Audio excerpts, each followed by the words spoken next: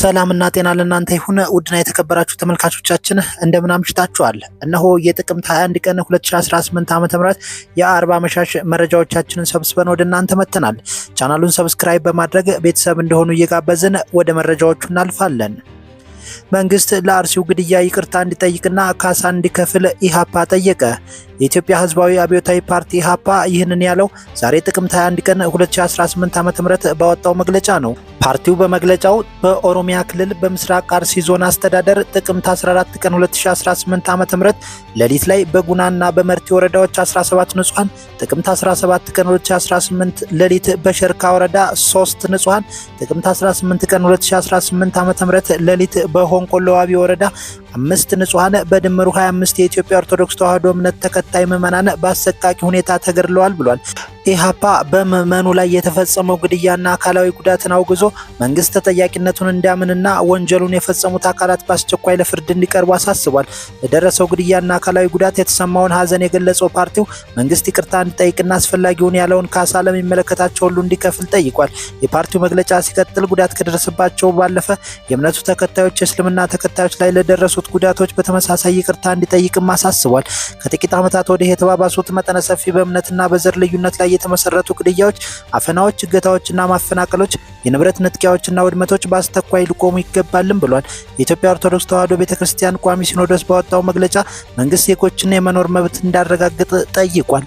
ወደ ሌላ መረጃ ስናልፍ ከህወሓት አስተሳሰብ ውጭ የሆነ አቋም ማስተናገድ ያለመቻል እየቆየ ልማድ ነው ሲሉ ከኃላፊነታቸው የተሰናበቱት የስምረት አባል ገለጹ።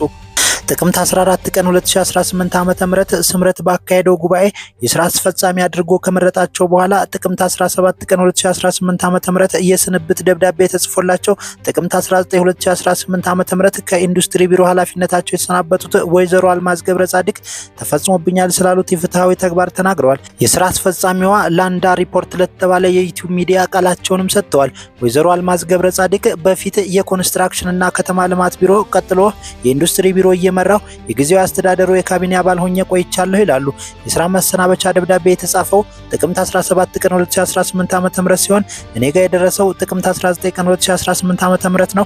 ከስራም ለመሰናበቴ በግልጽ የተነገረኝ ምክንያትም የለም ይላሉ። ጥቅምት 14 2018 ዓ.ም በስምረት ፓርቲ መስራች ጉባኤ መሳተፌ ይታወቃል።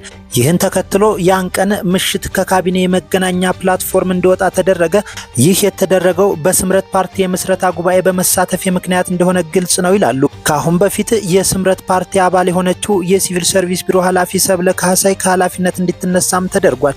በጊዜው አስተዳደሩ ካቢኔ ብቸኛ የስምረት ፓርቲ አባል ሆኜ የቀረሁትን የነበርኩኝ ጊዜው አስተዳደሩ አቃፊና አሳታፊ መሆን እንዳለበት የተቋቋመበት ሰነድ ያመላክታል ያሉት ወይዘሮ አልማዝ የተለያዩ አስተሳሰቦችና አመለካከቶች የሚንሸራሸሩበት መሆን ነበረበት። ይሁን እንጂ የስምረት ፓርቲ አባል ሆኖ የካቢኔ አባል ሆኖ መቀጠል በጣም ከባድ እየሆነ ነው የመጣው ይላሉ። ሰብለም ትሆን እኔ ቀደም ሲል የህወሓት የማዕከላዊ ኮሚቴ አባላት እንደነበርን ይታወቃል። ነገር ግን የተካሄደ ጉባኤ ህገወጥ ነው ብለን ተቃውመን ህወሓትን ለቀናል።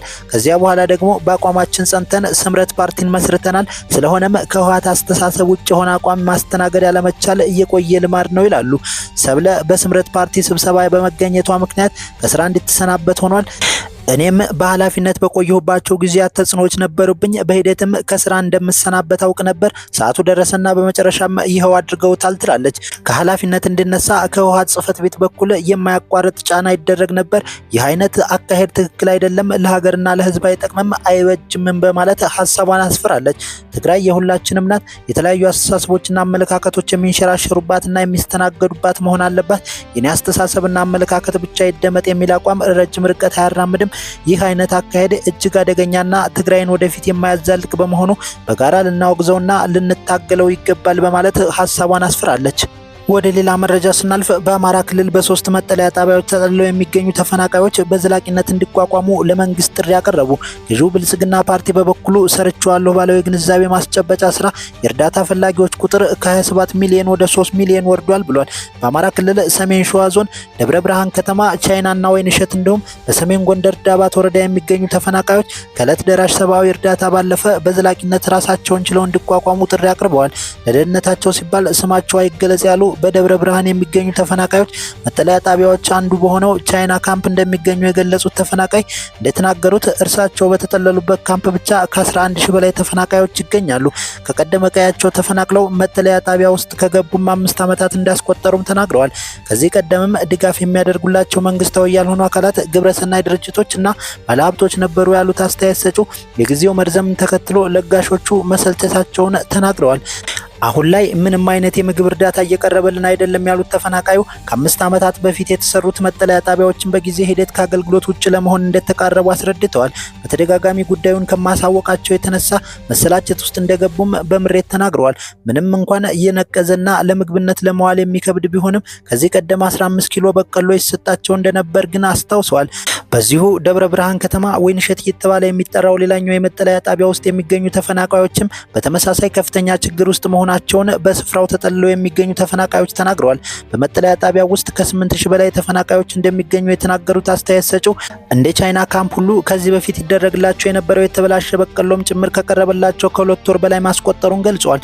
ካምፑ ከዚህ በላይ ቁጥር ያላቸውን ተፈናቃዮች ይዞ እንደነበር የሚናገሩት ተፈናቃዩ ከሰሞኑ ባቄሎ ወደ ተሰኘ ሶስተኛ የመጠለያ ጣቢያ መወሰዳቸውን አመላክተዋል። ተፈናቃዮቹ እንደገለጹት ወደ መጠለያ ከመግባታቸው በፊት በኦሮሚያ ክልል 4ቱም የወለጋ ዞኖች ውስጥ ይኖሩ ነበር። ይሁንና በአካባቢው በተፈጠረው የሰላምና ጸጥታ እጦት ተፈናቅለው ወደ አማራ ክልል መጥተዋል።